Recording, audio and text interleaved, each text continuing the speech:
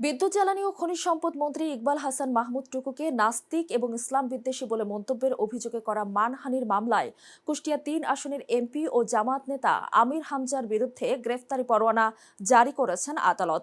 মঙ্গলবার সিরাজগঞ্জের senior judicial magistrate আদালত এই গ্রেফতারি পরোয়ানা জারি করেন।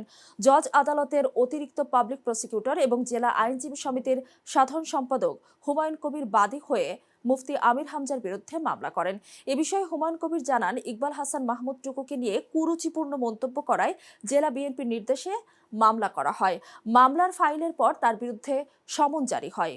আজ তিনি আদালতেও হাজির হননি। এর ফলে তার বিরুদ্ধে গ্রেফতারি পরোয়ানা জারি করেছেন আদালত। এর আগে আমির হামজাকে ১৯ এপ্রিল আদালতে হাজির হওয়ার নির্দেশ দিয়ে সমন জারি করা হয়েছিল। তবে হাজির না হওয়ায় তার বিরুদ্ধে এই আদেশ দেন বিচারক। গত ২৬ মার্চ বিদ্যুৎ জ্বালানি এবং খনিজ সম্পদ মন্ত্রী ইকবাল হাসান মাহমুদ টুকু ১৯৭১ সালের মহান মুক্তিযুদ্ধে এবং বীর মুক্তিযোদ্ধাদের সম্মান জানিয়ে একটি বক্তব্য দেন। সেই বক্তব্যকে ঘিরে কুষ্টিয়া সদর উপজেলার এক মসজিদে জুমার নামাজের খুতবার আগে আলোচনায় তাকে নাস্তিক ও ইসলাম বিদ্বেষী বলে মন্তব্য করেন আমির হামজা। পরে তার বিরুদ্ধে মামলা করা হয়।